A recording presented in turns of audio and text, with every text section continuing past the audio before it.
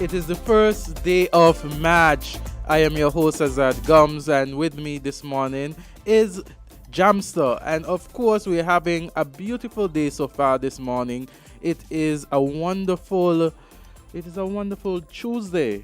Tuesday, is it? Wait, it's not Tuesday, right? It's Wednesday. Yes, sorry. Yeah, it's a Wednesday. Yes, so it's a good Wednesday. It is the first of March. It is a wonderful day, and we're wishing that all of you, wherever you are, that you are having a very good start of your day. Morning affirmation is that I feel healthy, I feel confident, I feel wonderful, I feel grand. I feel healthy, I feel confident, I feel wonderful, I feel grand.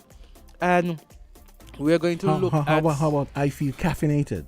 caffeinated, those who have drank that caffeine already. Or if the late man just drank a bottle of water this morning, you feel hydrated. Yes. Point. So we are going to have a wonderful morning this morning. We're going to have a wonderful show. We are going to look at some of the local news.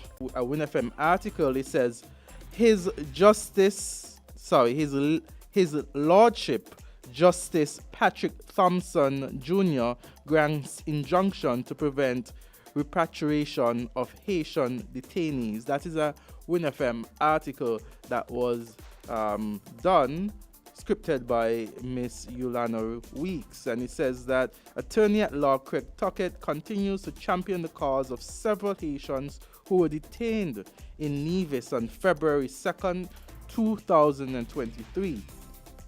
On Saturday, February 25th, Tuckett informed WinFM that the government had made a decision to send the Haitians back to their homeland the following day, Sunday, February 26th.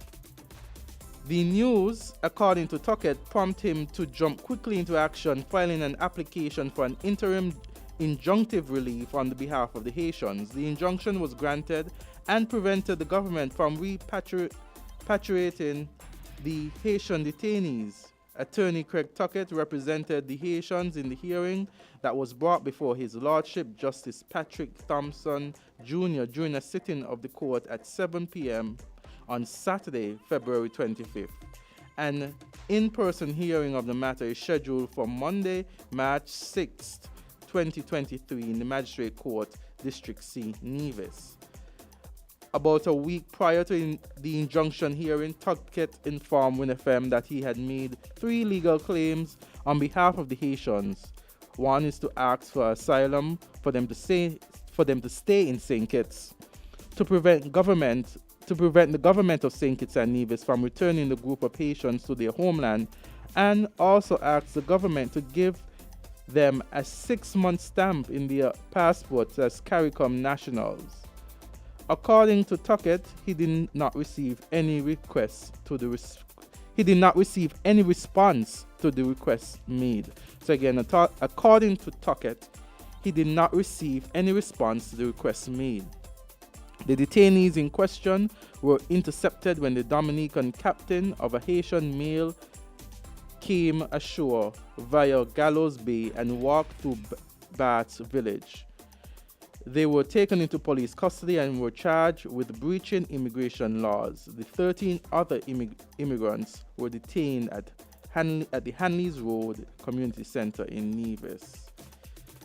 So we are here, and we have seen the news article. We have read it just now, and it says that the hearing would be at the Magistrates Court in District C in Nevis on Monday, 6th March 2023. And of course, I reached out to Craig Tuckett, who would give perhaps an interview after the matter has been heard and decided. So we could look forward to touching base with Craig Tuckett, attorney at law, at a later time. Another thing I saw in the news at WinFM is that senior police discusses details involve weapon seizure. So this is another one by Yolanda Weeks. It says that the Royal St. Kitts and Nevis police force has seized 6 weapons from the streets of the Federation since the beginning of the year.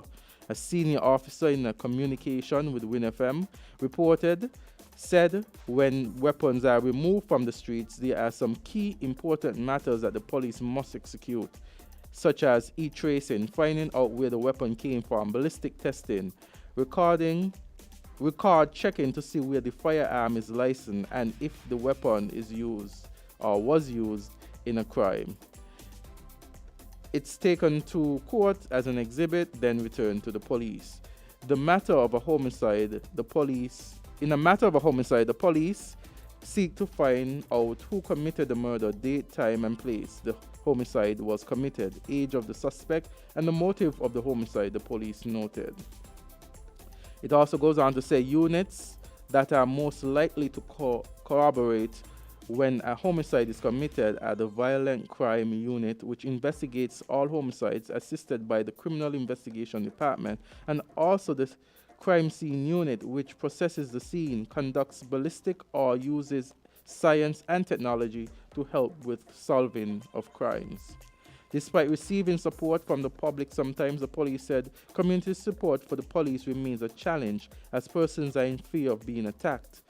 Additionally, gang-related murders are occasionally difficult to solve, said senior police officer, explaining that sometimes gang members do not cooperate with the police because they have a desire to retaliate. The senior officer also believes that mental health of officers should be taken into consideration. The police suggests the need for the return of a psychiatrist, specifically attached to the Ministry of National Security. He said that this support will not only benefit officers but also give support to grieving families. The story of a murder is always sad, but typically, because the nature of the job, officers become numb, focusing on the task at hand, said the senior officer. A homicide is a killing of a human being by another. There are 11 homicides recorded. There were 11 homicides recorded in the country in 2022. Some were committed by gun, others by sharp objects. The motive for the homicides ranged from drug-related issues to domestic disputes. That's the end of the article. But, we had 11 homicides last year, 2022. And here it says that the motives for the homicides last year ranged from drug-related issues to domestic disputes. And, I know that, Jamstoy, remember, I sent you a clip with the 10 countries. You remember that? Yes, I did. You got a chance to extract it? No, because someone said to me that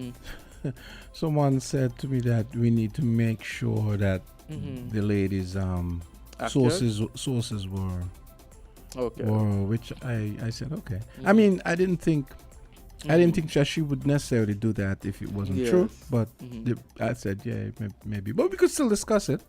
Because it's not. It's not so far off base.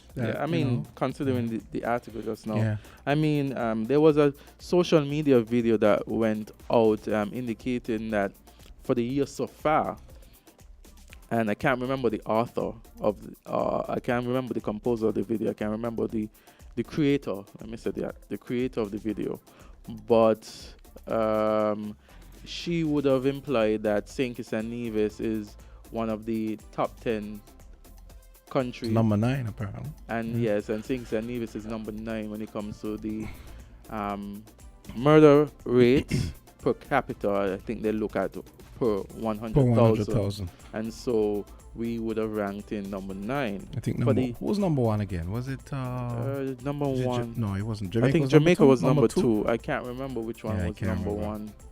But the funny thing is, I wanted to tell you, like, I've always had a problem with the methodology for statistics. Yes. I mean, how do you do? I've spoken to statisticians. Hey, it would be nice if Miss Henry can call and weigh in on this. But I've spoken to statisticians and like one of my math teachers about this. I said, but we don't even have 100,000 people. So isn't that a kind of a specious way to measure something, to say per 100,000 when we don't even have 100,000?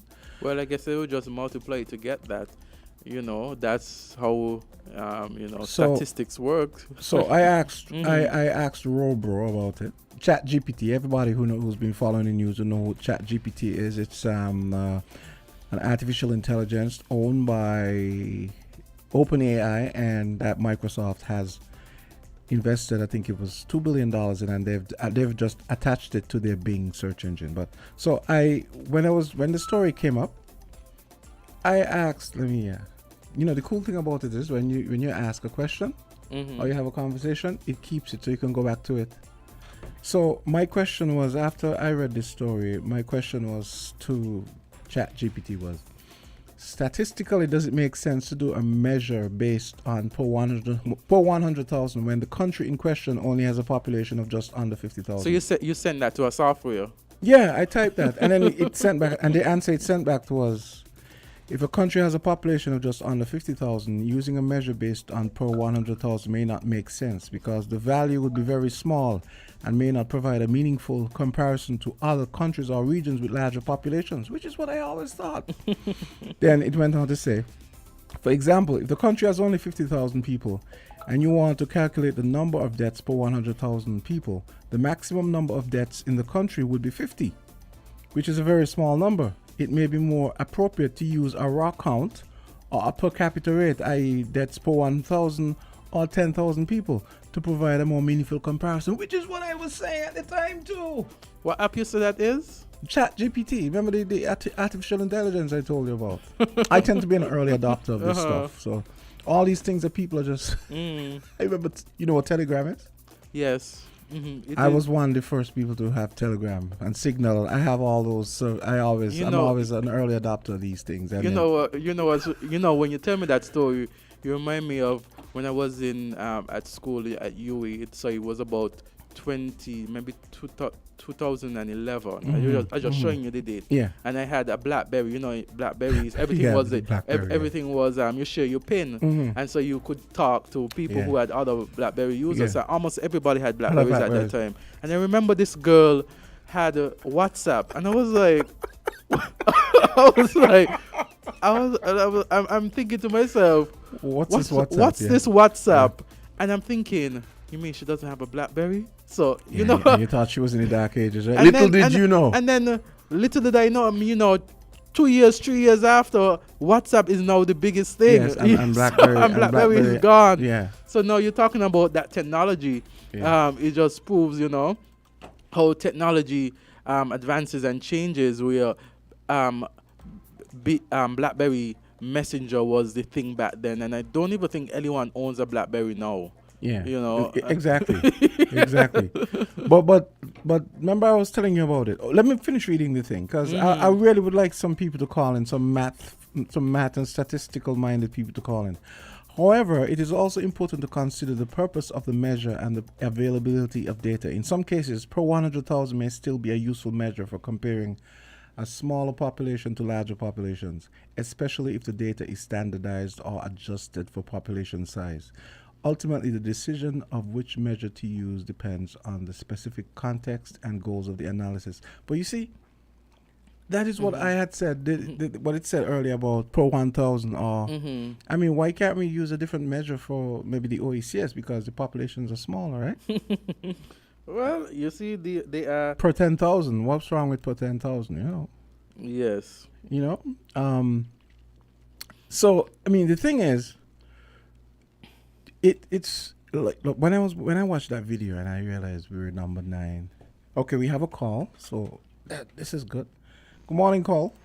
Good morning, caller. Go ahead. Hey, what's up? I understand your point there about the statistics and it being skewed when you're dealing with small countries, but based on it depends on what we want from data like this. Because really and truly, although it may seem like it to our disadvantage when they do measurements like that, the fact is, when we do have these models, they impact the society more in smaller countries than larger countries. So if you were to use a different measurement, we might end up with a point something, right? And that would give the impression that, well, we really don't have a problem, when in fact we do have a problem.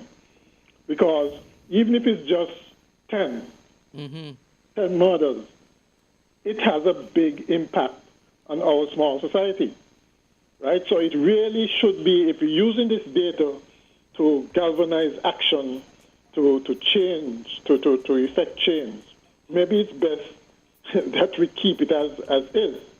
Plus, if you're going to use a different measurement, you can say, well, in Jamaica, for instance, the crime is concentrated in just this small part of Jamaica. So only there have that problem.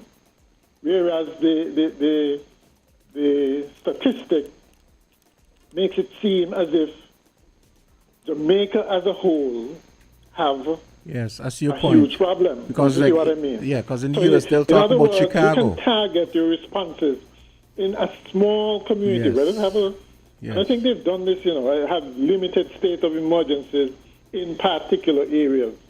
Okay? And I guess and how that works too is, in the U.S. they talk about they love to talk about Chicago, and now they're talking about Right. Jackson, Mississippi. But you never hear them say, well, the Waterhouse District in Jamaica. They just said Jamaica. You know what I mean? So yeah, I take your point. Right, exactly. So it's but to the original point though, maybe it's good that it's as it is. I mean, we might not like it, and it's not good for any tourists to read this thinking of coming. But at least what it does is make us just do what we're doing right now. Sit up and think and say, look, this can't continue. We have to get these numbers down. Rather than looking at, we have a 0.01 per whatever 100,000. If we change the way that these statistics are presented. Good Right? point. Yeah, but how about presenting per 10,000 and per 100,000 and maybe per 10,000?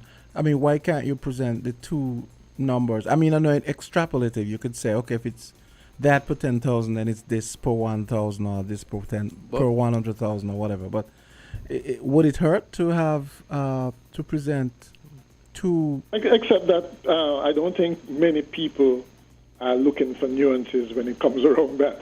But if it's a matter, if it's a matter of percentage, then a percentage is the same regardless.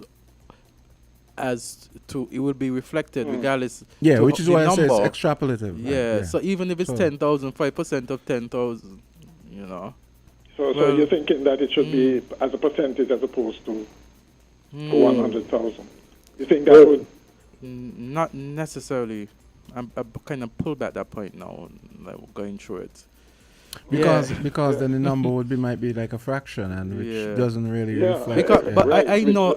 I always say, the smaller the number, the greater it feels, because if you have 50 persons in a space and one dies, the percentage feels a lot more impactful than saying you have 100,000 and one dies.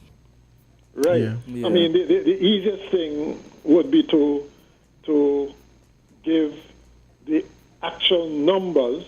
Yes. And also the actual numbers in terms of death and the population size as well. Yes. And then perhaps give a percentage of it. Light, on things. Yeah. But again, I mean, they always seem to present the statistics in that fashion. It would be interesting, as you said, to have a statistician call in and give a view as to why it is done that way. Maybe Sylvie's sleeping still. Or maybe she's just waiting to call in. Maybe she is. All right, then. Yes, Okay. thank you, Mr. All right, McMahon. great. Yeah, that was great. Yes, yes. I'll pro 50,000.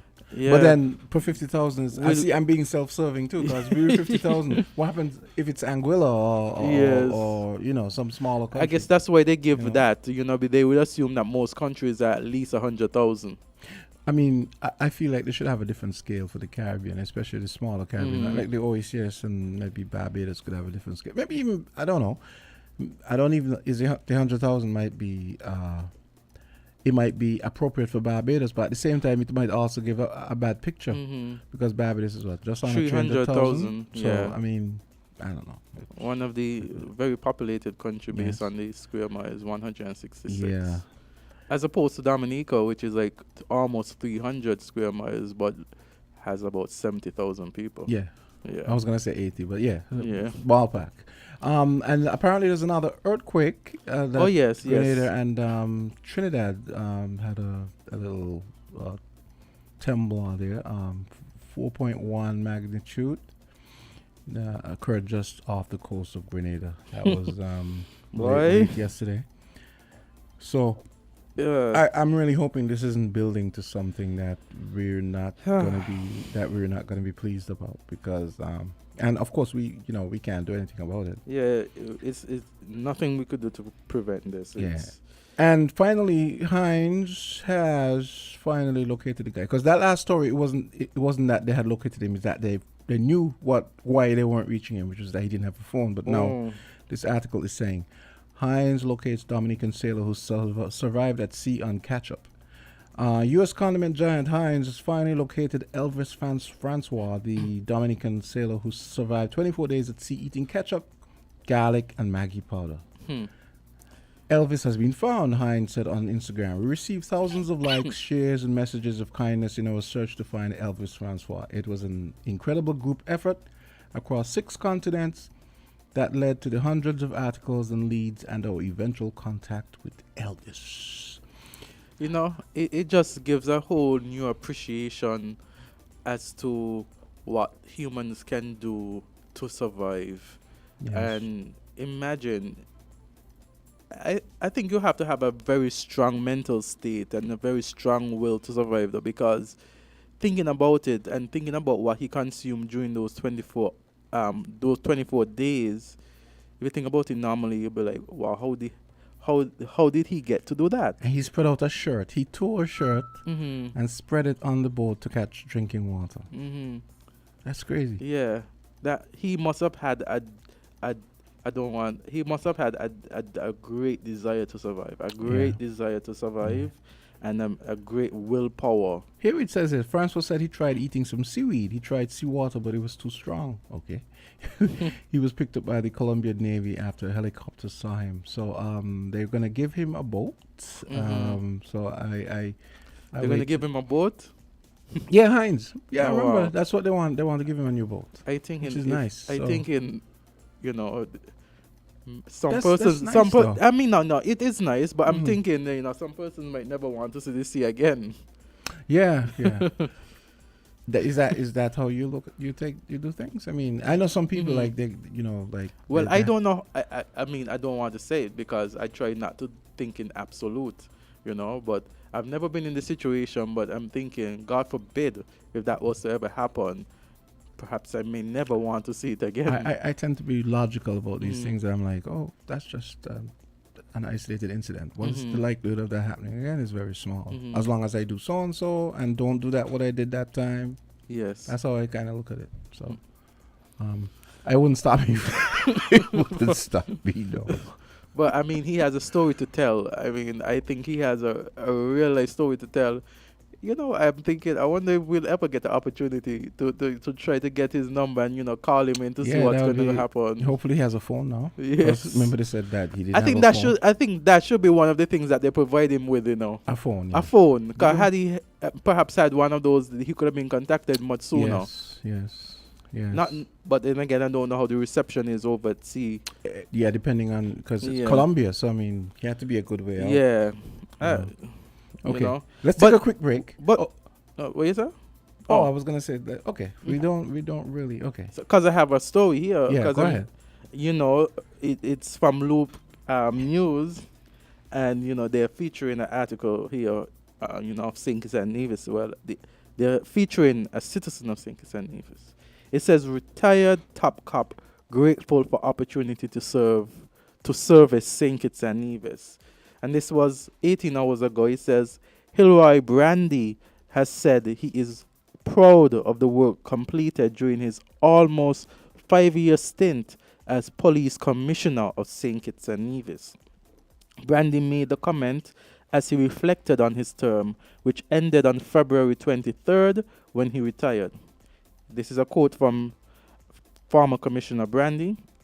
It says, during my term as commissioner, we were able to dramatically digitize the operation. We were also able to significantly expand the CCTV project. In addition, we were able to greatly improve the forensic lab. The improvement of our fleet is also quite conspicuous, and community policing became the fulcrum of our organization. We were also able to dramatically reduce the number of crimes in general, and the homicide rate was reduced by more than 60%, Brandy said. Brandy said all of these accomplishments could not have been done without the tireless work and professionalism of police officers and civilian staff. The former top cop wishes his replacement, James Sutton, all the best in his term of office. Well, he leaves on a very good note in terms of accomplishments, because during his time, his 5-year stint, you realize that crime and violence and homicides and general crime would have been at a decrease based on what we would have had prior to his term in office. And still on the law and order topic, the St. Lucia Parliament approves. Yeah, I was going to that next. The CCJ. Yes. Big news. Final courts. Big news. So what are your thoughts on that? I think it is a step in the right direction. I think it's a step in the right direction. So he says here, and it's 24 minutes ago, he says that St. Lucia Parliament Tuesday night gave the green light for the island to have the Trinidad-based Caribbean Court of Justice as its final court and highest court, replacing the London-based Privy Council. All 13 government legislators who were present when the vote was taken supported the motion. Opposition leader Alan Chastney, who had earlier walked out of Parliament during a debate on another matter, did not participate in the CCJ debate. So, but apparently, Chastney walked out when they were when they were debating it, and the Prime Minister. It's a sad day that the former Prime Minister is not in the House to debate this bill. Yes, I think it's a step in the right direction. Cause he says yes down here. He says it's a sad day that the former Prime Minister is not in the House to debate this bill. P.S. said, adding that it showed the scorn and contempt Chastney had for the population. But you know what though, I just have a default way of looking at politicians. There's some self-serving thing going on there. Okay, he's saying his opinion is not being heard, but I imagine he has his reasons why he doesn't want the CCJ to be St. Lucia's final court. Yeah, and but in the article it said something that, let me see, it said who had walked out of Parliament during a debate on another matter. Cause here it says that the leader of the opposition had earlier walked out of Parliament during a debate on another matter that did not participate in the CCJ debates. So I don't know, if from what I'm reading here, it seemed like he walked out before that even came up. Yeah. But I guess what the Prime Minister is saying that, he would have known of it and should have perhaps walked back in. I don't know. And but like I'm like, why are you like you're saying he walked out before they even did anything, right? Yeah. And then on top of that, you're saying you weren't given a chance to express a different opinion, but then you walked out. So who said they weren't gonna let you speak? It's somewhere in the article said he made those comments. Yes. That's what Chastney said. Oh, well, he said that. Oh, there's no need to be a challenge for what's going on. what he says. I'm trying to see. Okay. Yeah, I mean, it's one of those things where you. He says that people want to hear a different opinion, and I am being denied the opportunity to speak. Oh yeah, I'm sure he has a different opinion. Yeah, He probably has his selfish reasons why he doesn't want. He says here, but speaking on a radio program earlier, the United Workers' Party leader defending his decision to walk out, okay, saying that he represents thousands of people and will not be silenced by a speaker. People want to hear a different opinion, and I am being denied the opportunity to speak, Chastanet told radio listeners. I am not going to allow the voice of the opposition to be marginalized. There needs to be a challenge to what's going on with the CCJ, but I can't do it alone. He added, urging the population to express their feelings about the situation as well as a need for a referendum. What I thought was interesting is that Stephen C. King, former Prime Minister and also part of the present government, senior minister, he said an ordinary person would need approximately 130,000 to access the Privy Council. He said the ordinary man in the street was begging for justice. All he wants is an opportunity to reach the highest court as it exists. As it exists now, it is not only far on distance, but also far on costs. I am proud of this moment, which I believe will make the entire country proud moving forward. And that's a good point. Yeah. 100 that's nothing to sneeze at. I think he's looking here at, the cost of traveling, the cost of exactly going to the UK. And then you shouldn't have to be spending that kind of money for justice anyway. Yeah. And that's one of the especially when you have I'm in the presence of one now. We have such outstanding jurists here in the Caribbean. that is one of the arguments going against the Privy Council, that it's expensive, and Caribbean countries do pay towards having the CCJ already, because there's a fund which Caribbean countries put in to ensure that So I think it's a good step towards. You think it's that. Something we should do? Yeah, it's something that we can do too, and it's something we could do as simple. No, that's not what I asked. Something we should. I think it's something we should do. Okay. I look forward to it. I thought you were being a politician. I look forward to it. Playing semantical games. It's not like we no. It's not like we are in like jurisdictions like Antigua and Barbuda and Grenada, where they have to do a referendum before they could even have the matter discussed in Parliament. And they have tried it numerous times, and I think as early as 2019, 2018, about there, they would have failed because the referendum did not meet the requirement. And so we have St. Lucia, who here it seems like they don't need a referendum, just like St. Kitts and Nevis, they just need the support of the parliamentarians. And I was hearing earlier in the week that let's hear what this caller has to say. Caller, Island T, go right ahead. Hi, good morning, Jamster. Hey, what's up? And good morning, Azard. Good morning. There's a little twist, but still in the judiciary, although we're talking about the CCJ, which happens to be the final court of the region, and I also agree on. Eventually, we will have to move there. But there was a decision of granting an injunction in Nevis pertaining to CARICOM nationals who hail from the island of Haiti.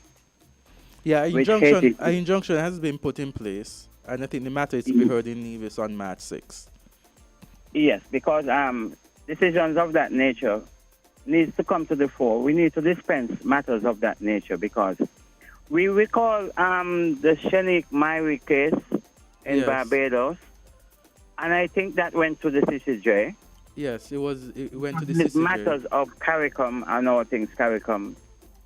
Even though we are in a different body, we are members of CARICOM, but we are also members of the police. That wasn't the CCJ. That was the CCJ. That was the CCJ. Oh, I thought you said. CCJ, that was the CCJ. Because the CCJ is a two-fold appellate court.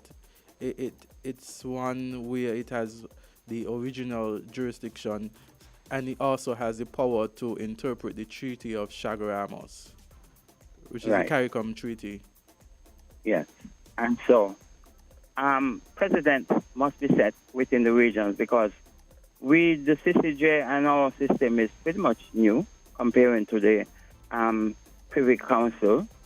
And so there are matters that will come from time to time that will really set the precedent for going forward as a region. I think what we need to look at in the Shanique Myrie case, though, if my memory serves me correct, Shanique Myrie, she would have taken a flight from Jamaica to Barbados, and of course when she came to immigration, I think that's where the issue came in.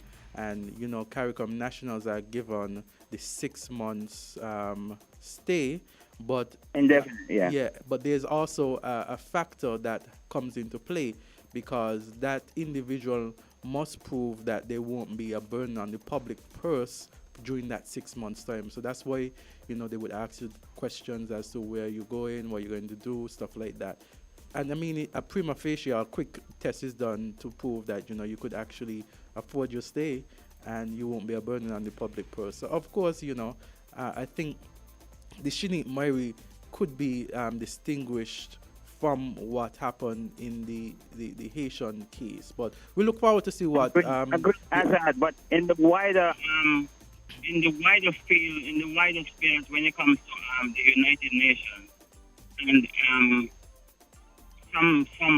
for instance, some persons will be granted asylum because of political points, or asylum because of unrest, and you know, for other reasons, some persons will be granted. So even though I understand the subject Myrie case, this one has merit also in the sense that you're kind of breaking up. Yes, this one has merit in the sense that to repatriate persons in areas that are volatile and the likelihood of we see the plight of our sisters and brothers in Haiti for the longest. Songs have been sung. David Rudder has sung the song about Haiti, we're sorry, and these things. And for how long we would continue to turn a blind eye? Now, Haiti population is very big. And we are not saying open up the band gate and allow everyone to come in. But we must have some sort of empathy, and we must really face the bull by the horn, take the bull by the horn and deal with these matters. Because putting on bandage on guabs or cuts, you know what I mean, it's not going to work. So here is it. We have, say like, for instance, the Bahamas in the north, you know, and we know the Bahamas in the north of Haiti, and so they would want to go to the U.S. Hopefully they want to go with the greener pastures there, and a lot of them ended up in the Bahamas. And so we have to deal with these matters on the merit that they so deserve, and deal with these matters once and for all. So it would be interesting that the judge has granted the injunction, and it would be interesting in what transpires going forward, because Craig Tuckett, the lawyer for the Haitian refugees, or if you want to call him that, has made a good case. And so let's hope that he has merit. Well, as an officer of the law, Azard, you could concur, you might concur with what I'm saying, because, you know, these things from time to time, the lawyers will have to step up and you know, and dispense these matters. Well, I think it's going to be a very interesting case. I think for some time, persons, you know, Haitians have, and other persons have been deported back. I think there's some facts that we would have to be aware of and be made clear to understand what is happening, because we may hear certain things on the news, but when it actually comes to the court, we might not be aware of all the details. Misconstrued my view, my perception, by saying that, oh yes, they came in illegally and we should allow that illegal process to continue to happen. I don't want anyone to misconstrue my conception. No, but the thing is, you have to remember... and it might have been a little bit more difficult for them to come via airways. So they're using any means necessary. We came here via the ships, our ancestors, isn't it? Yeah. And you see what is happening in Grenada. That also, I will weigh in on that on another. Well, Carla, we appreciate your contribution, and we look forward to what will be determined. Of course, the matter is before the court, and it's to be heard on the 6th of March.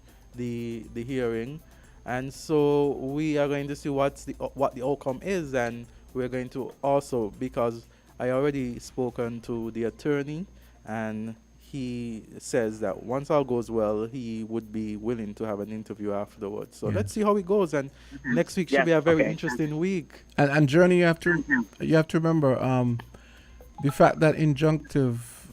No, this is Africa. Johnny is the Sorry, other Africa. brother. Sorry. Yeah. So the fact that the injunction was granted, it just means that I guess the judge figured, let's give them a fair hearing. We can't read anything into it either way. Yeah. So we have to. Yeah. It's just to ensure that they get a fair hearing. This is just to maintain the status quo until the matter has been heard. Yes. And Jamster, I'll put this out here now. We're looking at the one in Grenada with the lady. I forgot her name, but she has come to the fore, and so that's going forward. You mean the family? You mean the family who has did something? The family? Whereas our people don't want to acknowledge our ancestors, and so that's a good thing that she has done to acknowledge the wrong of our ancestors. So therefore, our ancestors play a pivotal role, whether positive or negative. Mm-hmm.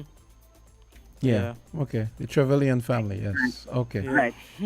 All right. It is just sad when you think about slavery. It's very sad, because I was listening to a clip on YouTube when Oprah, she was talking about a painting that she had in her house. When every time she walks in, she sees a painting of her ancestor that has been there, painted by an artist. And we have a caller. Hi, good morning, John, sir. Good morning, Hey, good morning. What's up? I have a question for you. What if our first responders will give up the trophy position by meeting people out to sea and saying, what is your purpose in our waters? And they say to them, my mission is to go to Anguilla. Okay, fine, your mission is to go to Anguilla. What can we do for you to make your journey safe? We need some food and water, whatever they need, and you make sure that they're safe and they have nothing illegal. Let them continue. Why are we bringing them to our shores? So if they're going to continue that way, fine. But if they insist they want to come into St. Kitts and they want to come in illegally, then you could take the legal proceedings to go against those who want to come into our country illegally. That's my position. Don't forget about the trophy and bringing in people and you picking them up. If they want to go, let them go. If this is not their destination, have a good one. Yeah. Thank you for your contribution. And I don't know if they heard, you remember what we were saying yesterday? Yeah. I mean, the story goes that they said they were going to St. Martin to shop and they got engine trouble. That's why. So they should have fixed the engine and let them go to St. Martin. That's why I don't want to really go into it right now. Another call. There's so many information going on, circulated. True. Good point. Caller? Like Alan T, go ahead. Yes. We have to remember that we are a small country and we can easily be overwhelmed. So you can't have a one-size-fits-all response to something like, shall we call them, somebody say refugees or Haitian boat people, whatever you want to call them, right? Because, again, the impact is going to be different from a boatload coming here to a boatload going to the States or even Bahamas. It's totally different. And this brings me back to a discussion that you had some time ago about the courts and being constructionists, basically interpreting the letter rather than the spirit of the law, right? Regardless of what the law is and what is the result of this case, the fact is, the overriding fact, I think, is I don't think we can encourage more boatloads of anybody coming here, okay, illegally. And so even if this group is allowed to step up, perhaps, I think the law would definitely have to be looked at to prevent a wholesale the wholesale kind of mad of people coming, all right? And remember, too, that a lot of this is also to do with the safety of people coming by boats. Usually it seems as if they're overloaded, and we don't want we hear of numerous crises in other regions where boats overturn and so many hundreds are killed and that sort of thing. Something like that isn't good for even the tourism in the region. Because remember, we have a lot of tourist ships plying back and forth. And to become a region where so many people are dying because of the conditions is not a good look for tourism generally. Okay, but one of the things I would like to hear, especially Azard on, is why he thinks there's so much resistance to the CCJ. Because I guess, and I think some of the answers as well. I think that persons feel as though there might have been, I think that some persons feel within our small region there might be some political interference, but I don't think, think that's justified? I don't think it's justified, and I think that there are enough checks and balances to prevent such. I have one explanation, a 2-word explanation, or one neurosis and then some people believe that Stockholm syndrome, the end. Anything European is better. So a lot of persons believe that as well, and don't have faith in their own to give valued service. But we have to understand. I think what we have to understand too is that a lot of these matters that we have oftentimes end at the Court of Appeal, and so we at the Court of Appeal we have the Eastern Caribbean Court of Appeal, which is there and has been functioning. I would have thought that people would have more confidence in their local systems. The thing is, but then again, Mr. McMahon, before you go on to that, now it brings across the question in my mind: Is it really that we don't have confidence, or is it that those in Parliament just haven't decided to make it an issue? Because but they reflect our views. I mean, if we decided that we don't mind the CCJ, I don't see a politician objecting. Yeah, I think too often you look at it as a case. It's very selective in the cases that they use to point out why, for instance, we would prefer to go to the Privy Council as opposed to the CCJ. Because even though you mentioned that it costs so much and it seems like justice denied to ordinary people, I don't think going to the CCJ is going to be all that cheap either. Right? But it would be cheaper. And maybe it's a good thing. It would be cheaper. Yeah, cheaper, but everything is relative. Yeah, but that should count for something, right? It costs 150 to go to CCJ, and it costs 100,000 to go. I mean, to go to the Privy Council. What say you, Mr. McMahon? How do you feel? Let me ask you a question. What say you? How do you feel about having the CCJ as our final court of appeal? I think it should be. I think it should be, but I am not so sure that I like the way that the judges are appointed. Generally speaking, I feel in a democracy, the more things that the people generally have a say in, the better. Yeah. Well, currently the judges are appointed by the Judicial and Legal Services Commission, which can end up being a kind of a network of, you know how these things. So you're saying work. that it should reflect more of maybe the U.S. system. I think I'm not an expert on the U.S. system. Right, isn't it closer to the U.S. system? Isn't it? You could say more closer to the U.S. system. No, because the U.S. system, I think. Oh, you have to go congressional hearings. There's a vote that you could. There's some sort of. There's a hearing and you can make objections and so on. Yeah. As opposed to this. You want to say closed door? Wise counsel who selects people. I don't know. I'm not so sure based on what. I'm saying the more that people have a say, like for instance, I mean, in the States, for instance, office like the attorney general for some states are elected. You know, those kinds of things, which at least, and it's not to say that the people can't make wrong choices, but at least it kind of evens itself out, as opposed to a small group of wise men deciding on who should be a judge, because they hold enormous power in our system. But the thing though is, would you? And as I would be able to probably weigh in on this too.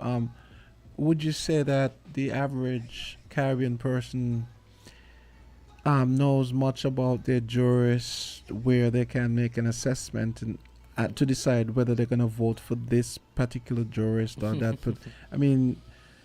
It's a kind of unsexy topic too.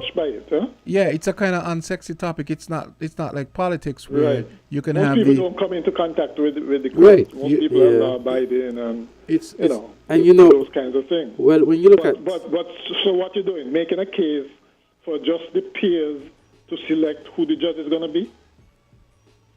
Well, it's done by a commission, and we also recognize too that the huge responsibility for judges, because if you're appointed a judge, there are certain do's and don'ts in terms of you don't see judges outside and socializing as the average person does. Their judges come with a huge. Right, you might see them, but you don't know they're a judge. But I take your point. Yeah.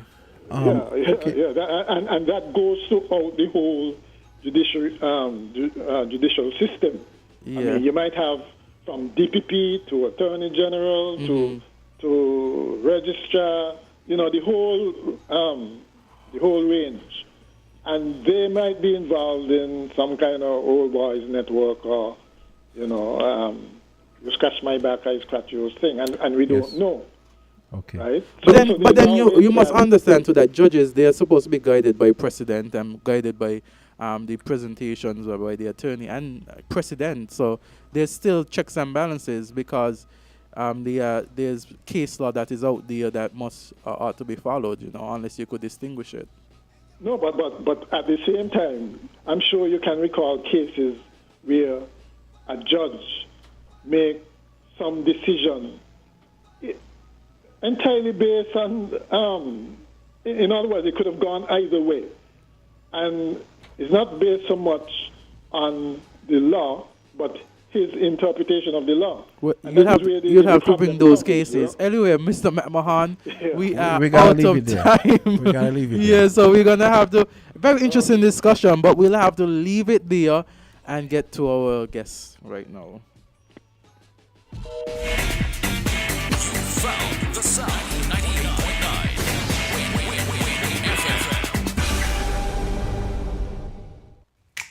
Maybe it's the way the brilliant gold liquid reflects our sunshine, or how the bright blue of its label mirrors the clear Caribbean skies overhead. Maybe it's the fresh, crisp taste of this beastly cold beer on a scorching hot day. Maybe it's even the way it brings us all together. But one thing is for sure, Carib is very much a part of who we are wherever we're from in the Caribbean. Carib, it's the way we play. Drink responsibly. King Ocean, king of the Caribbean seas, announces king-size savings on shipments from Miami to St. Kitts. We have the best service and competitive rates on LCL and FCL cargo, including D&E containers, cars, heavy equipment, buses, boats, and barrels from Miami to St. Kitts. LCL pickup service anywhere in the U.S. Call local agents SL Horseman and Company Limited at 869-465-4086 or 869-662-5008 for further details. King Ocean's king-size savings on shipments from Miami to St. Kitts Nevis. King Ocean, king of the Caribbean seas. WINN is 98.9. 98.9 is Win FM. 2 minutes after 9 o'clock, and we've got our guests seated. Our next guest, they're Wendy Smitten, nurse manager at the Hemodialysis Unit, and Vasha Hull, staff nurse, also at the hemodialysis unit. Good morning, ladies. Good morning. How you guys doing this morning? Good morning. We are a bit nervous, but we are here this morning to speak about World Kidney Day. Yes. World Kidney Day is a global campaign aimed at raising awareness of the importance of our kidneys to our overall health and at reducing the frequency and impact of kidney disease and its associated problems worldwide. World Kidney Day is celebrated every March of every year, and this year it would be celebrated on Thursday, March 9th, 2023, and the theme is Kidney Health for All, Preparing for the Unexpected, Supporting the Vulnerable. Now, one might ask, what is kidney disease? What is chronic kidney disease? Yes. And it's an irreversible progressive reduction of the functioning of the kidneys that has been damaged over a period of time. Because when we speak about chronic, we are speaking about long term. And so the kidneys are damaged over a period of years. And if the abnormalities of the kidney functions are not attended to, and they go more than at least 3 months, this is what we call chronic kidney disease. Now, the kidneys have many functions. And one of the main functions of the kidneys is the excretion of waste products from the body and the excess water. When we drink water, what happens is that water goes to the different vital organs. The rest of it is made as urine, Yes. and it's passed through the urethra, stored in the bladder and passed to the urethra. It filters medication and toxic substances that we consume. It maintains the overall fluid balance in the body. It also regulates and filters minerals from the blood, and it produces hormones that helps to the reproduction of red blood cells. It produces active forms of vitamin D that produce strong, healthy bones. Now, there are risk factors that causes one person to have chronic kidney disease. What are some of these risk factors? Diabetes, for one. Hypertension. These two are the two major factors that causes kidney disease. Sometimes patients have diabetes and hypertension, and especially men. Men don't like to go to the doctors. Yes. And so they have these conditions for over a period of time. And you don't visit your doctor. And so when you go to the doctor, it is very far gone. Yes. Also, men again, most men, they might know that they have hypertension. Yes. But then there's this myth about men, being impotent. And so they don't take their medication as prescribed by the doctor. And that becomes a problem. Because if you don't take your medication, your blood pressure remains high, over time it would damage the kidneys. So you could see the effect of one thing on the performance of the kidneys. Yes. Yes. And so men out there listening, pay key attention and ensure that you do your regular checkups. Yes, because, with a woman it's different. Everything happened to a woman, she run to the doctor. Yes.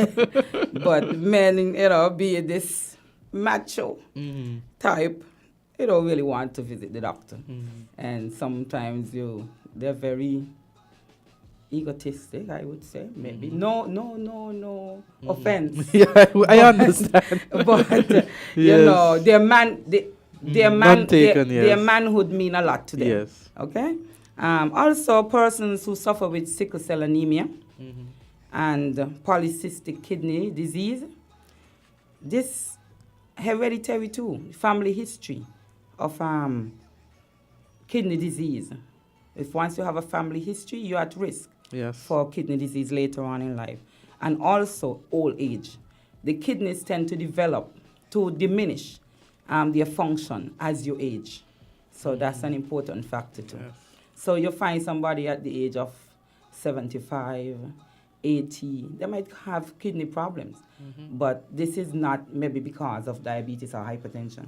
But just in normal old age. Old age. Yes. Wow. I would turn over to Miss Hull, and she can speak to you about maybe the signs and symptoms of kidney disease. Yes. Okay. Okay. As Sister Smithen rightly said, chronic renal failure or kidney disease is with a reduction in the functioning of the kidneys over a period of time. Yes. Okay. Over a period of time, it doesn't just get up and happen instantly. You might find that you have a few signs and symptoms here and there that you overlook, and some of these can be minimal or no urine output. Or you can have a froth, like when you urinate, you see it looking frothy. Yes. That's a sign of that's not normal. So if you see something like that, go and ask a question to your doctor. You can also, like she said before already, high blood pressure constantly over time. You know, you don't take you've been diagnosed hypertensive, and you have your medication, and because of some of the side effects, you decide you don't want to take it and you stop. And then you check your pressure a month later and it's normal, but over time it goes back up, and then it constantly be up, and you might not realize. But during this time, the kidneys are being damaged. So I want to echo that those persons who have hypertension, please to ensure that you do take your medication, because it may lead from just having hypertension to going over to kidney failure because of you not taking the proper care that you need for the hypertension. Yes, and it also happens with diabetes. You don't take your medication, and it constantly at a 300 and something, 400 and something. It also happens with diabetes. You don't take your medication and you have a reading constantly of 300 and something, 400 and something, 500 and something, and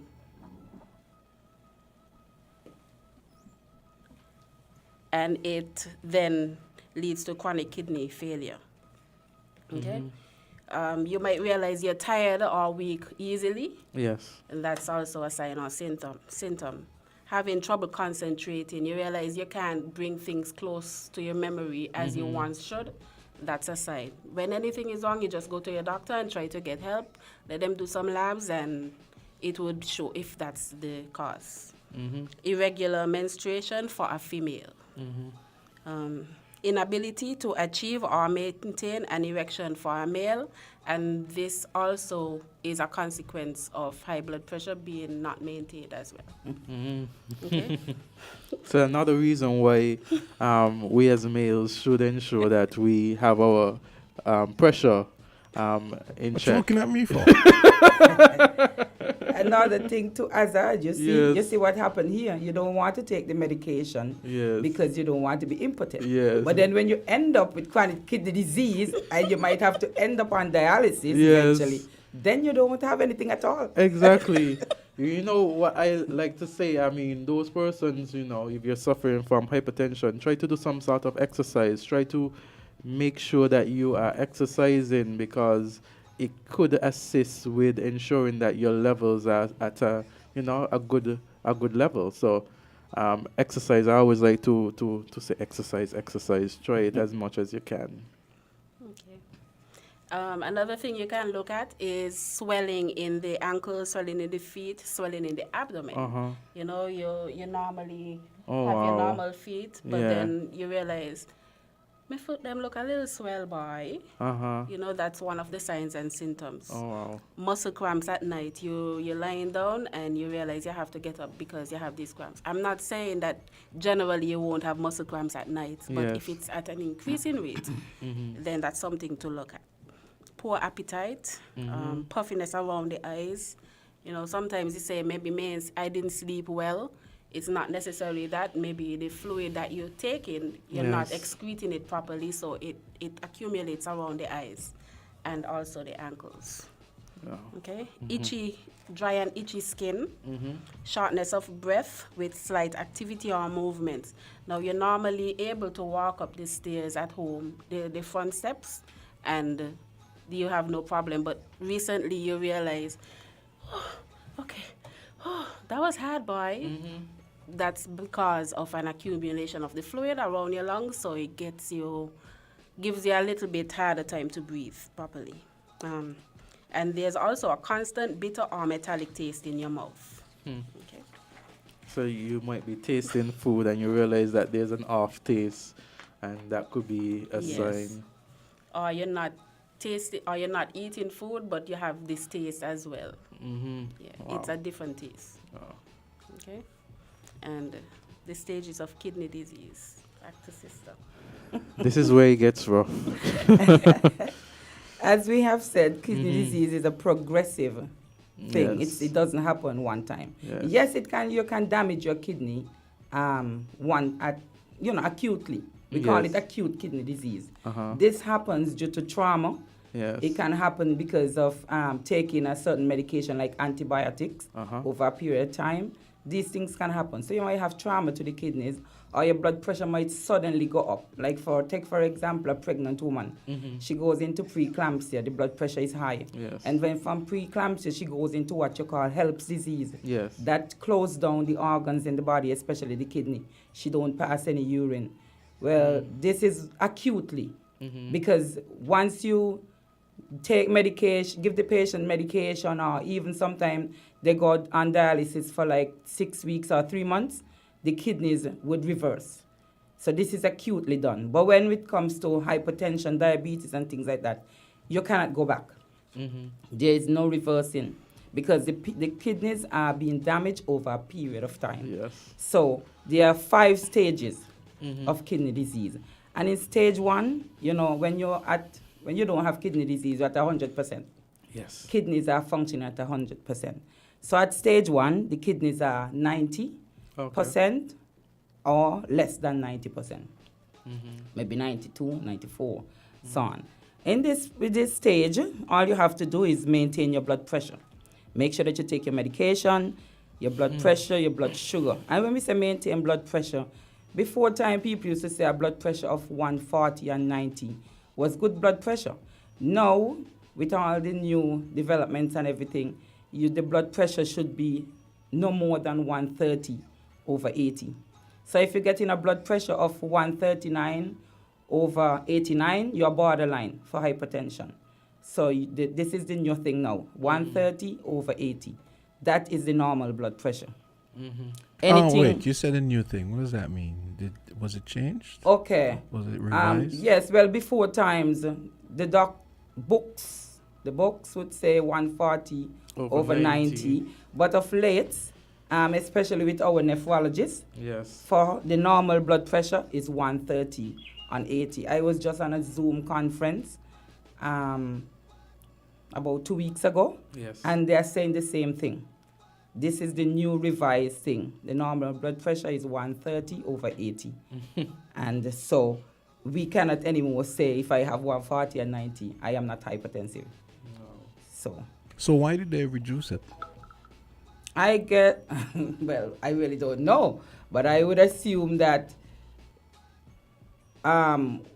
sometimes people, if you have a blood pressure like constantly of 130 something over 89, 80, whatever, to me, that was borderline all the time. And so I guess now that so many, especially young persons, are coming down with hypertension, I guess maybe that might be the reason. I haven't done the research on that. Yes. But so it started to set a basement on the maybe that in between period that you guys used to have before, kind of. Because if it was 140, and then maybe you had a lot of people like 135. Could it be that they figured, you know what, maybe we should set it at 130 so that at least those people have space to maybe change their habits, and it could be something like that maybe? Well, I guess. Okay. But as a student nurse, you were taught the normal values for the blood pressure was 140 and 90. And now they are saying 130 on 80. Yeah. So I guess we can say between 130, 80 to 140, 90. Because in older persons, it would be, you might have a blood pressure of 140 and so on. That might be like a normal for you too. Yeah. So. And every time she talks about the hypertension is such a silent killer, you hear? And so many persons are living with it and not realizing. Yeah. Yes. We just had a call, but callers, you can bring your calls and we'll take them. I just had someone calling, but they stopped calling. I don't know. So the numbers are 466-0989, 762-0989, and 662-0989. We have Wendy Smitten and Vasha Hall from the hemodialysis unit. Wendy's a nurse manager and Vasha is a staff nurse. It's 9:18. Let's go to the phone. Island T, you're on the air. Hi, good morning. Good morning. Good morning. How is everyone today? Wonderful. Well, Yeah, thanks. good. How are you? And I How are hope you? I'm doing good. And I hope the health personnel that you have there, Yes. their hypertension is low. Yes, I have a question to ask. I know you talk about heredity when it comes to kidney failure and so on, right? But I would like to know, and I'm asking on behalf of many of us, especially others who are listening, is it possible for a person to feel healthy, as we just say, feel good in the body, heart rate is normal, or heartbeat rate is normal, everything, no headache, nothing at all, and still have hypertension? Is it possible? Yes, it is possible. Absolutely. Why? Oh, okay. Why is it possible? Because sometimes we get headaches and we think it's just maybe the doctor said I have a migraine, or maybe it's gas in the head. I did not eat. We like to talk about gas a lot. So somebody might say, well, I didn't eat well today, so I think I have gas. And then eventually you get a headache and you say, oh man, I get in the flu. And things like that. You never go and check the blood pressure. So you can be walking around, you just have a little feeling here and there sometimes. And then one time you have such a massive headache, you might happen to go to the hospital. And then the doctor would say you have hypertensive urgency. And you might even have to be placed in ICU because the blood pressure is so high. So yes, we can do that. You can have... Oh, my dear. Yes, so it's a silent killer, my dear. as Azard said before. And that is why so many persons end up with different complications, because we really should have our blood pressure checks. Because you see, so that is why, as it is said, it is important, especially when persons go up in age, to have regular doctor checkups, clinic visitations, and so on. So I guess all of this is the reason. Yes. Oh, my goodness. But this is really a silent killer. Oh, my goodness. So a person could so a person could be feeling so good in their body, going out to work and so on. They don't have any need to go to the doctor as far as they're concerned, but they don't know there could be impending danger. Yes, that's correct. Oh, wow. Thanks a lot. You're welcome. Yeah. Okay. As we were saying, there are 5 different stages of kidney disease. And the first one is that the kidney have less than 90% functioning. The second stage is between 60 to 89%. The third stage, 30 to 59% functioning of the body. And in this third stage, you might find that the patient, somebody start complaining of being anemic. This is one of the reasons why persons might find out that they have kidney disease. Because they might be saying, I feel dizzy. And when they go to the doctor and the doctor do the regular blood test, that person, hemoglobin might be low. And so the doctor would say, oh, this person is anemic. Then to find out why the person is anemic, when you do the blood test also, the doctor would look at the person's renal functions or kidney tests. And he would realize that the creatinine and the urea, these two elements are elevated. And so the doctor would make a decision that this person is in chronic renal failure. We have a caller.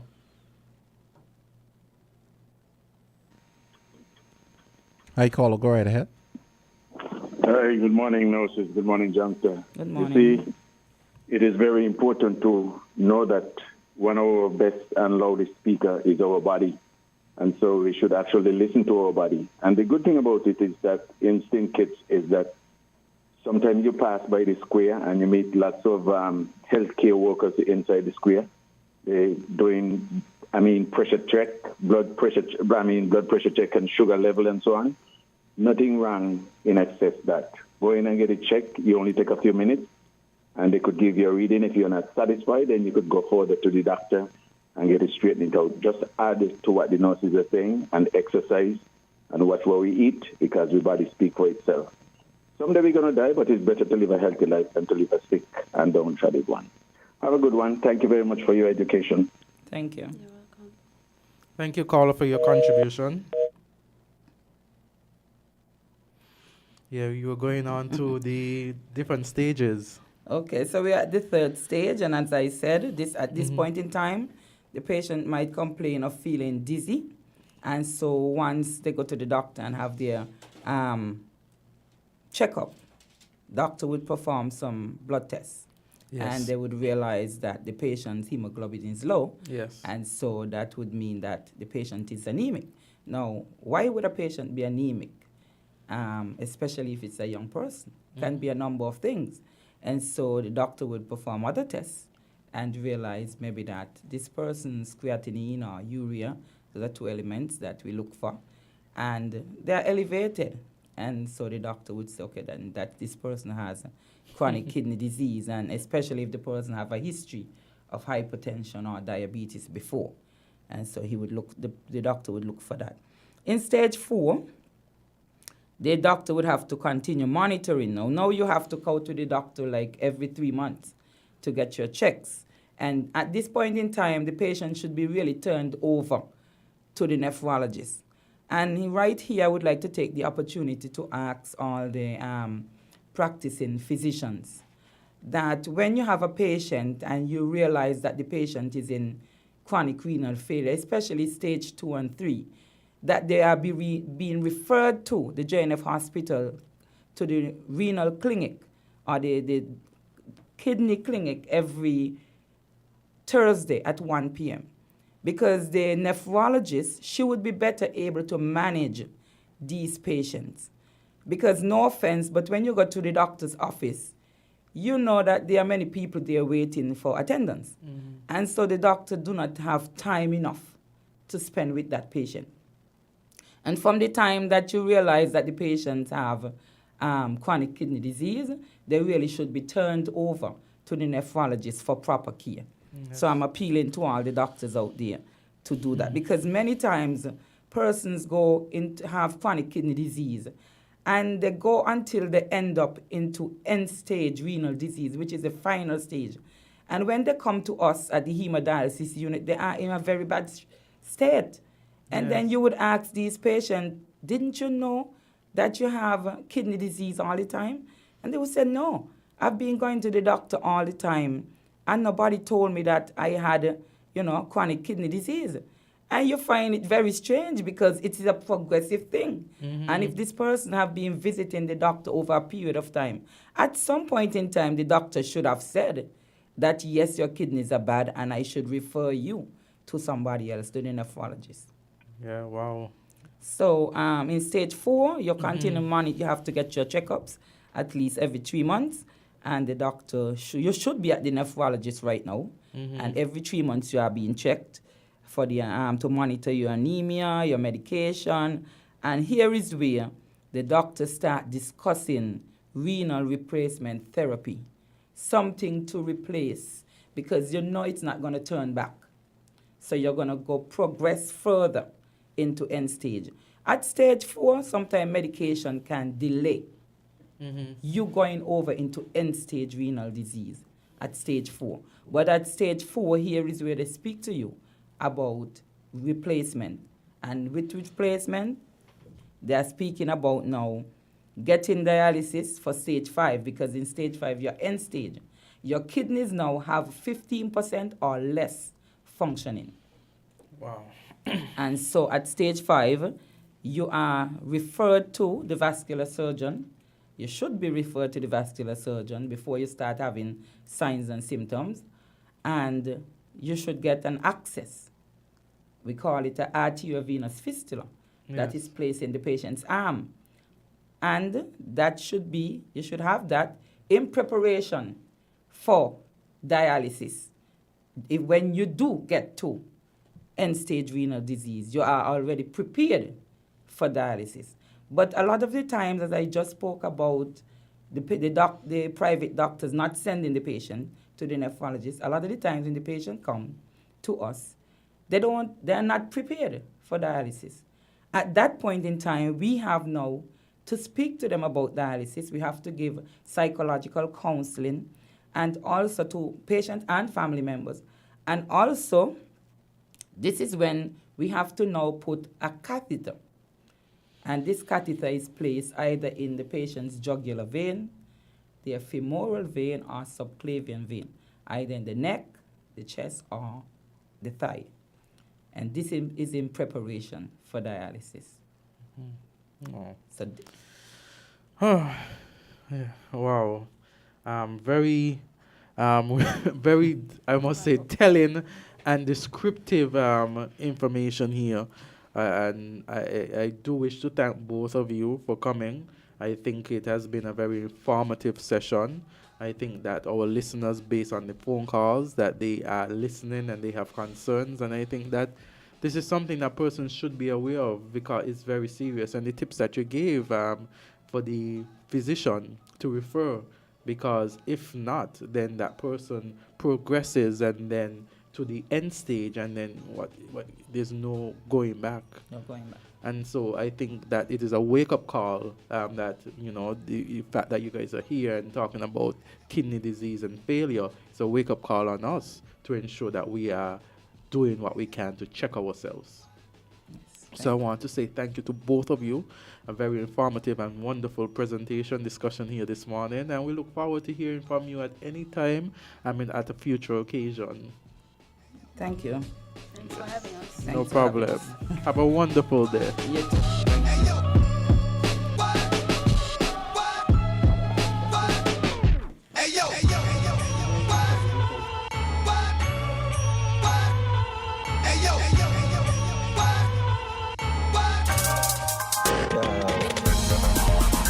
We're different.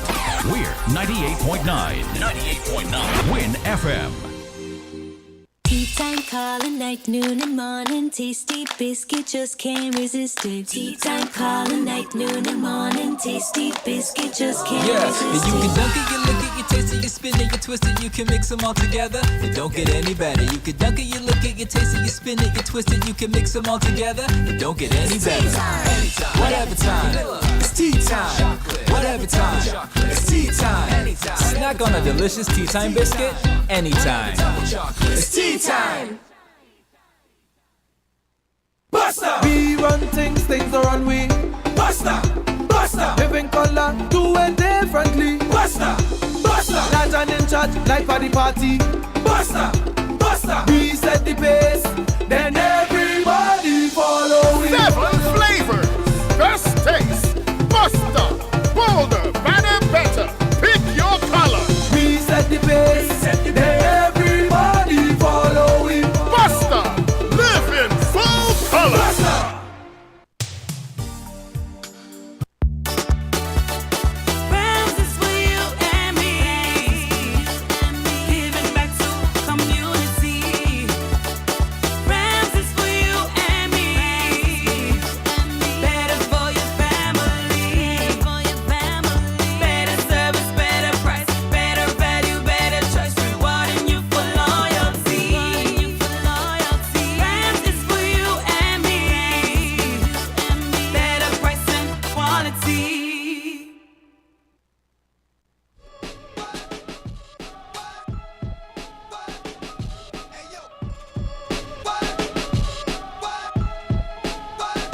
It's 9:32, and we've got our new segment coming up.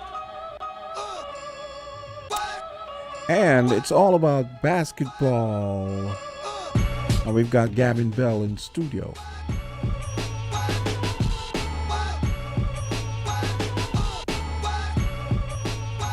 Gavin, what's up?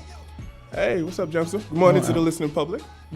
Yeah, and I imagine you are here to tell us some interesting things. I just have this sense that... Well, so I mean, let's allow him then to tell us why he is here. Oh, okay. Yes, so we have with us, as Jamster indicated, we have Gavin Bell. And Gavin, why are you here this morning? The main purpose I'm here is to let everybody know that Scanabo, or as we locally call it, Scabo, is back and it's running. We have our junior league that's heating up, heading into the playoff section of the league. And we also have the opening and launch of the A-League and the Premier League happening on March 12th. So, it's basketball time again. We got some good teams, some good talent. We've got a lot of young players out there having some really good performances this year. Basically, let me give you a little update on the standing right now. Before you said that it has been a while since they have had games? No, actually, we were back last year. And maybe I should have said this before. I'm actually the PRO, yes. So that's where I come in. No, we were back last year. We finished up the 2020 and the 2021 season, and no, we didn't have a 2020 season. 2021 and the 2022 season, yes. Of which we didn't have an A-League last year, so we had a larger than normal Premier League. But what happened was that we were able to now split that league, and now we have the A-League and the Premier League coming back in full force. Last year, that was in 2020. Last year we had an A division, and the champions of that division, Upfront Ballers, are now part of the Premier League, as well as we've got a pretty decent roster of teams, some that most people will know. Heading up the Premier League would be the reigning champions, the 20-time champions, the Rams Hitters. 20 times. Yeah. I mean, they've been around for forever, and they've really done a lot in terms of basketball development, and quite a few of our national team players came through the hands of hitters between, James Badman Hanley and Coach Glenn Phillip. So we have Rams Hitters, we have Sal Sandy Point Falcons, Blueprint Construction, St. Paul Toughnats, FamCare Burdock Uprisers, Atiba Harris Runners, ASC Wolfpack, and Keys Ballers, which would have been Upfront from last season. Okay. So that's the Premier Division. The A Division now have Keon Lions, E&K Minimat, Sandy Point Falcons, Youth and Sport Eagles out of Nevis. Rams Hitters also putting in an A team. You'll have two teams from the ASC, which would be Jayhawks and Wolfpack, and Fire and Rescue would be also entering a team this year. Okay, Fire and Rescue is doing. We have fire services on WINNMedia. Yeah, definitely. So for those persons out there who might not know the difference between Premier and A Division, what is the difference between them? I would personally say there isn't really a difference other than the Premier Division suggests, these are the top teams. So like I told you, in 2021, we didn't have an A Division. We had all the teams in the Premier, and we basically shake them down from there. Based on your record, that's where the split happened. So what we were able to do, and what I would tell people is, it's not any lower caliber or any less talent. It's just that these are the teams that need to put it all together to get back to the Premier Division. Yes. So there are a number of things that the organization is doing, and of those things you are speaking about some of the giveaways and the donations as well. Right. The organization, I'm a little uncertain if it's already happened just yet, but we've given away, I think, to our junior teams some sporting equipment, thanks to our connection with FIBA, and I think there are some more giveaways and team support that will be happening as we get when further. When you say FIBA, for those persons? Oh gosh, I'm drawing a blank. But basically the international governing body for basketball associations. Okay, Yeah. So, but we, like I said, we FIBA. What did I say? He said FIBA. I said FIBA. Yeah. Okay. So, we've got some pretty interesting things coming up that I want to tease this morning. We have our, like I said, our Premier League coming.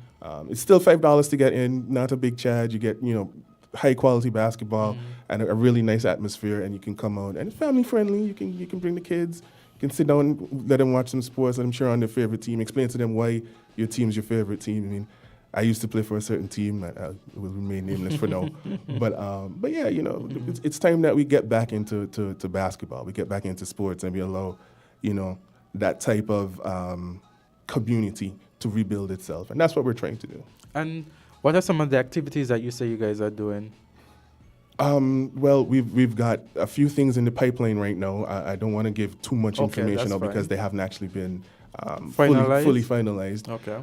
But you can look out for a 3-on-3 tournament that's probably going to be coming up pretty soon, as well as a lot of different training opportunities. Right now, I think we have a few training opportunities for some coaches that'll be coming up within the next few weeks, if it hasn't begun already, as well as, the executive has been doing a lot of work in the region to make sure we're on point with some of the things that we're doing as well. In terms of community involvement, we're always out there. We're always ready to lend a hand, but the last few years have been a little tough, trying to get back on point and trying to get people back involved.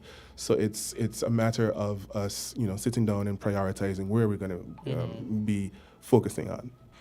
Okay. It's 9:39. Scaba Public Relations Officer Gavin Bell. I wanted to drill down a little more, just for people who don't know. You said you're introducing 3-on-3 basketball. What is 3-on-3 basketball for the people who don't know? Okay, we're not really introducing it so much as a part of the league, but what we're doing is that we're going to be having a tournament that we usually put on.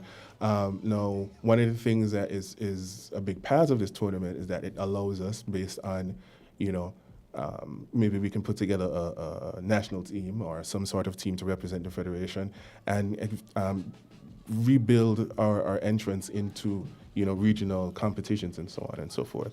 That's a big thing that we want to get back into because post-COVID it's been a little difficult trying to organize different tournaments to meet the qualification standards and that kind of thing. So putting this league on will definitely help towards that. Okay then. Tournament rather, sorry. So it sounds like an exhibition tournament, I guess, to build up that maybe build up that subgenre of the game, type of thing. Definitely. Because I remember I was watching it, I think it was part of the Commonwealth Games last year, and I was looking at it and thinking, well, we can do that. Yeah. So it's good to know that. Yeah, and again, you mentioned the Commonwealth Games, and I immediately think about, all those players that would have come through Scanaba, and we want to let them know that our games coming up this season, especially the Premier Division, at least the Premier Division for now, will definitely be broadcast. We're actually in the process of finalizing a partnership where you can download an app on your OTT device, your set-top box, your Roku, your Google, what's it called? Whatever it is. Yeah. And you'll be able to view Scaba games pay-per-view style. So if you're a fan of the game, you want to keep tabs on your family member that might be out there, this is an opportunity that you can do that and help support Scaba in the meantime as well. That sounds like a good thing. I mean, basketball. Could you give persons out there, you said that you were a player before, could you give them some of the highlights of being a player? Oh man, some of the closest friends I have are from playing basketball in Scaba. You're growing up. I went to Washi, and you coming home from school. All right, let's go down the court. Let's play a game or two. You get into a team, and the coaching structure helps you build some discipline. You understand, hey, this is what it takes to work in a team environment. Yeah. You might not be that guy that goes off and scores 50 points a night, but you might be the guy who gives him 15, 20 assists a game. And you understand the dynamics of a group situation, and you as a person are able to then probably take that and expand it into your other parts of your life. And what about in terms of Because we know that, well, I'm thinking about when I was in school, you know, generally when you have physical education, Right. it's perhaps geared towards track and field heavily. Do you find that schools focus on other types of sports like basketball? Do you find that schools I am now, this is 2023, I am now 20 years removed from high school. Yes. So I don't think I have any clue as to what exactly happens right now. So there's no high school I'm sure like there league is. or I'm anything? sure. Yeah, there's the junior league that's happening Okay. right now. That would be where high school players would be the under 20. Yes. That is where high school players can go and practice. As far as what's happening in the schools, that's a question probably better for the Ministry of Sports to answer. But you know, we've worked with them, and the involvement is there. Whether in comparison to other sports or other disciplines, rather, I really don't know. But you know, we've created that outlet. We have the under 20 league, which is going on pretty closely right now, pretty well contested right now. If I could even actually give you an update on the points scenario. Yes. We I have would appreciate that.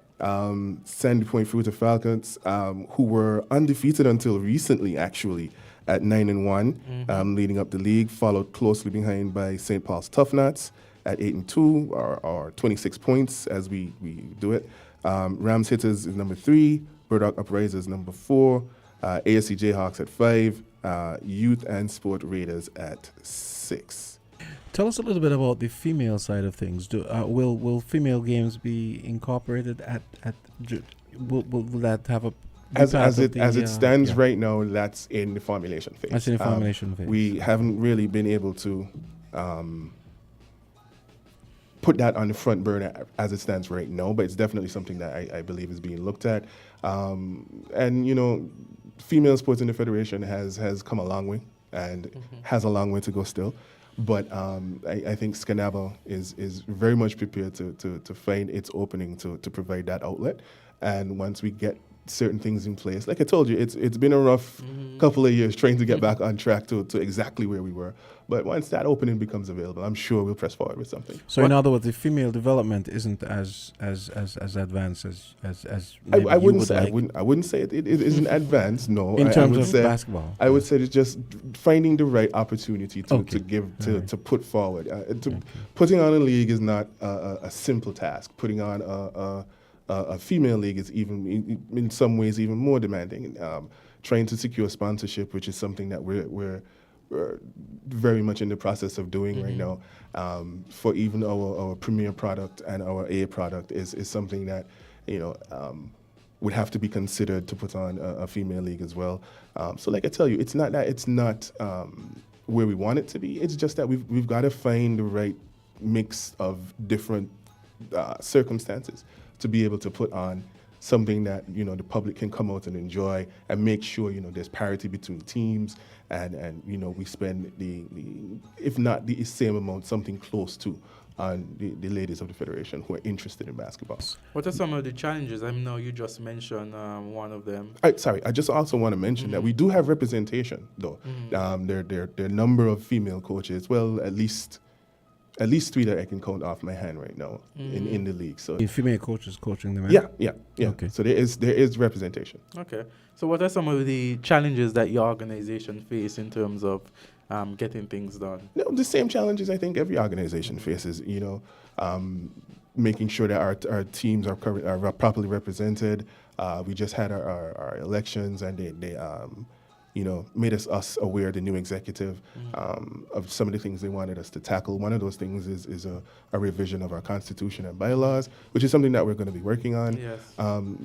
Just making sure we have the right involvement. We're making sure we're going on and giving our players and teams the ability to have the amount of exposure that we think they deserve, as well as the ability to be upfront in the sporting world in St. Kitts. There are lots of opportunities out there for our players, and one of the things we're trying to focus on for sure is making sure that they have those opportunities. Now, like I told you, over the last year or two, it's been a bit difficult trying to make sure, in a post-COVID world, trying to get back to where we were in terms of opportunities. But it's definitely something that's being worked on. It's something that we're making progress with. Challenges, like everybody else, you know, money's always an issue, but it's not something that's going to deter us from what we have in mind and what we're trying to get accomplished. Okay. 9:47. Gavin, it was great to have you here. It was great to be here. Yes. It was great. It's been a while since I've been in this studio. St. Kitts Nevis Amateur Basketball Association Public Relations Officer, and we want you to come back and tell us when. Yeah, I will. Just one more thing before I leave. I want to invite everybody out on March 12th. It's going to be a great day. We're going to have a bunch of good competitions. We're going to have at least 4 of our top teams playing that day. Hitters probably be playing. Sandy Point will be playing.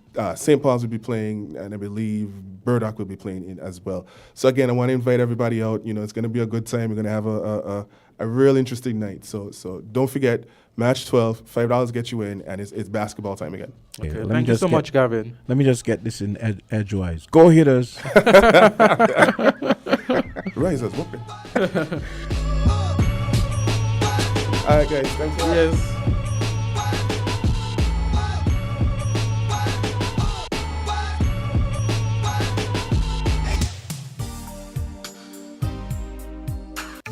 Sardine have a new vibe. Brunswick sardine have a new. Brunswick sardine fillet. It have a new vibe. You hear what me say? Run go to your favorite supermarket or corner shop and grab a couple things today. Cause this a sitting where everybody a go like. Brunswick sardine have a new vibe. 5 different flavors for you to try. Brunswick sardine have a new vibe. Plus it boneless. Oh yes, that's right. Brunswick sardine have a new vibe. And with nutrition in every bite, it tastes nice. Brunswick sardine have a new vibe.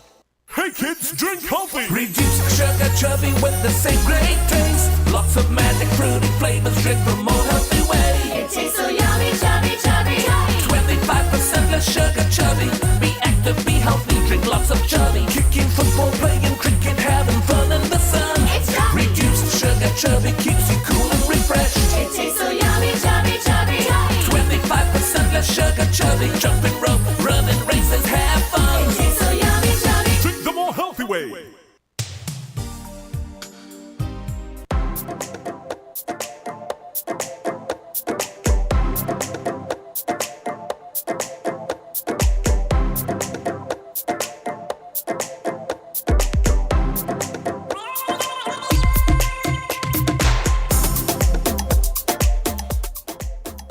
Hey, we're back. It's 9:49.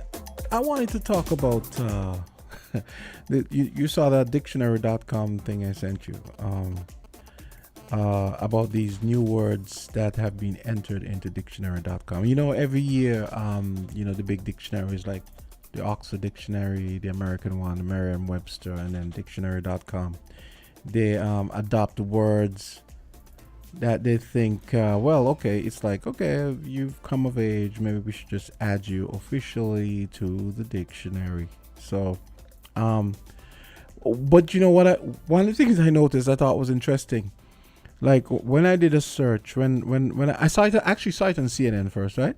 So I said, okay, I'm gonna go look for a story, and then I was thinking, what I noticed was that depending on the news outlet, they would mention, obviously they'll mention some of the words that everybody can relate to, but you'd find like the tech sites would mention they would mention the tech words, they would highlight the tech words, and then I saw one where I think it was a Jewish newspaper, they chose to highlight the fact that the the spelling for anti-Semitism was going to go from ANTI dash big S Semitism to anti-Semitism, one word. So I mean, you would think, yeah, big deal, but the explanation, dictionary.com's explanation was that they decided to change the spelling because they figured, well, there's no such thing as Semitism. Yes. Apparently they were saying that Semitism really applies to the fact, it's not peoples per se, it's languages, they said. Apparently Amharic and Arabic. So they're saying, well, they made it a small s and took out the dash because there's no such thing as Semitism as opposed to anti-Semitism, which to me doesn't really make a lot of sense. But they said some of the popular additions include deadass, hellscape, pet petfluencer, Petfluencer. and woke. I guess woke in the sense that, he's woke now. Yeah, well, in the original sense. I thought it was interesting because, I take for example, you know how there are times when maybe I remember when I was in school and you might use certain words in an essay or something, or even in speaking, and the teacher will say, well, that's not a word. But then we've gotten to the point now where they have had to officially add words to the lexicon, to the English lexicon. And so, you know what the pet fluent says? Let me see if you could figure it out. Someone who is influenced by pets? No, it's like someone who became they became famous on social media because of their pet. Makes sense. And technically, the pet is a pet influencer as well. Yeah. So. Let me give you something that might. I'm looking through the words. Let me give you something that might They added 300 words. Make your hair stand on ends. The one, even though you're bald. But multisexual. Oh, so really? this might knock you out, Jam. So please don't get. No, come on. Yeah, so it's noting or relating to a person who is sexually or romantically attracted to people of more than one gender, especially as an inclusive term to describe similar related sexual orientations such as bisexual, pansexual, omnisexual, etc. There's another, so don't get you multisexual, whatever. Yes. So there's another one, nearly wed. Really? They added. Where'd you see that? Which article are you using? I'm using the same. The USA Today one? Yes, but I scroll down. Okay. And it says here, a person who lives with another in a life partnership, sometimes engaged with no plans of a wedding date. Sometimes with no intention of marrying. But you were like newlywed, nearly wed. Yeah, newlywed. Yeah, interesting. So they are a newlywed couple. Yeah, yeah. And the last part it says that sometimes with no intention of marrying, so you're living with no intention of marrying. Newlywed. You're newlywed. Then what's TIFO? A coordinated display including large banners. Nah, that doesn't sound. Oh, you see the words that I had you further down the list. Hellscape. I actually thought that would have because I use that all the time in text. I remember just last week on Twitter, like I something I was commenting on, and I used the word hellscape without even I didn't realize that they're just adding that. It could be that. It could be that some other dictionaries added words maybe before others. But bedwetting, really? Yeah. Bedwetting, they're just adding that, really? Yeah. Bedwetting or exhibition of emotional overreaction. Okay, I get that. Okay. As anxiety or alarm to events, especially major decisions or outcomes. So what's cakeism? The false belief that one can enjoy the benefits of. Oh, I get it. You can have your cake and eat it. Okay. The false belief that one can enjoy the benefits of two choices that are in fact mutually exclusive, or have it both ways. Interesting. Dead ass. I actually thought that. I actually thought that woke was there already. For some reason. Yeah, that's what I thought too. But you see the sense that African Americans started using it. It has no. No, I know. I know. It's not warped into something else. No, I'm not thinking woke as in he woke up. I know that woke is where you have been liberalized. You in the African sense that he's now woke. Yeah. So, but it's been used so many times that. But it's been distorted too by the Republicans and right wingers and conservatives. Because it now has this. It's almost been pejoratized where when you say somebody's woke. When you hear these right-wing people talk and they say somebody woke, it's kind of like the word thug. A lot of them thug is like a dog whistle word where when you hear thug they mean black people. Woke is almost like that. When you say woke, you're talking about black people, basically. Yeah. Or it's also it's also referencing maybe things that they don't like. Maybe things, and you could say things that are an outgrowth of the original meaning of woke, as in being enlightened, being aware, being alert to certain things, to some of the tropes and the systemic elements that have put black people where they are. You know that sounds sus. That sounds sus. Yeah, sus. Suspect. You know, yeah. They added sus. That's a sus. Yeah, just using the word. Yeah, sus. Yeah, they added sus. That was interesting. Slang for superstitious. I'm sorry, suspicious. Suspicious. Yeah. Suspect. Oh, suspect. Cringe. I thought cringe was there before. Yeah. So embarrassing. Well, cringe, because usually it's used well, you could say the traditional sense would be cringe-worthy, but no, that's so cringe, as opposed to saying, oh, that's cringe, that's cringe, or cringe-inducing. But no, apparently just saying that's cringe is fine. It's cringe is now an adjective. Imagine, so it's not only a verb; it's now an adjective. And I remember those days when I was playing Scrabble. You ever played Scrabble? You ever played Scrabble? Yeah. Remember those days playing Scrabble, and then you'll be using a word and they'll tell you, that's not a word. So now they've added, the Scrabble dictionary has added hundreds of words for both games. So now you have more leeway in terms of those arguments where you would have. I remember playing Scrabble with my uncle as a kid, right? I remember this distinctly. And he put a word, and I hadn't come across the word yet. You know what the word was? What's that? He put inane, right?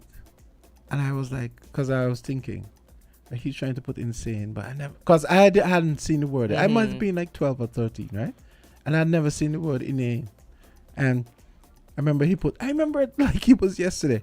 He put the word inane, and I said, that's not a word. And he actually withdrew it, which was funny. So I guess maybe he was thinking, or he doesn't know the word. So I need to talk to him about that. He probably doesn't remember, but I need to talk to him. I say, I remember that time we were playing Scrabble, and you put this word, you put inane, and I said that's not a word, and you actually withdrew it. Are you being adorable? You think? That's a good answer. That one is in there now. Adorable. Yeah. Okay. Socially awkward and adorable at the same time. No, just socially awkward. Oh, okay. Well, I was thinking they were trying to blend adorable and dark. No, quirky in a way that is endearing. Yeah, that's what I was thinking. Yeah, that's what I was thinking. So now, folks, if you play Scrabble, it's okay to use convo and side hustle. Side hustle, yeah, like your so job. Imagine doing an affidavit and you put in this was his side hustle, as in for evidence. You think that would fly here with the judges you have to deal with? I mean, most of these guys seem like painfully conservative and traditional.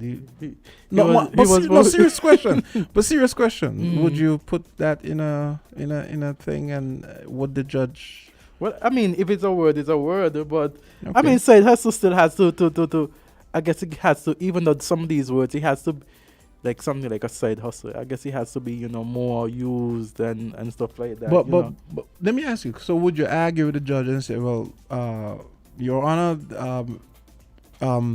dictionary.com and Merriam-Webster have added the word as a word"? Would you? I don't think the judge would pinpoint that specifically. Okay. I don't think that will go. But it's just the terminology, to use side hustle is like, you use it. Outside and casual basic to put it now in formal language, and that's interesting. And that was his side hustle. And I guess we use it often enough that it almost seems as though it was there anywhere. To be honest, now thinking. But about I mean, it. now in traditional and formal settings. Yeah. So now I imagine it sounds like a joke, but I imagine some people will have to say, "Well, no, this word is now an official word." You might think it's a slang word, but it's now an official word. It's time for us to level up, Jam stuff. That's good. That's good. Because level up is there to advance or improve. Level up, yeah.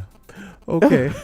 I have to look at this when I'm marking my students' scripts now, because sometimes they use some phrases and I'm like, you're writing as if you're speaking.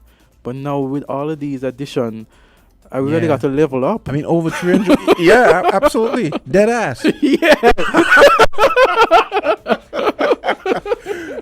I didn't think we'd have so much fun with this. We're actually here. Okay, folks, it's 2 minutes after 10 o'clock. That's going to do it for Island Tea. We got to run out of here. You know, only a fool looks towards tomorrow while still holding on to yesterday. So we've had a good discussion today, and we look forward to speaking with you, engaging with you tomorrow, March 2nd, Thursday, another edition of Island Tea. Dead ass. We're different. We're 98.9. 98.9. Win FM. Buildings damaged by an earthquake are dangerous. This is not the time for sightseeing. You could be in personal danger and your presence could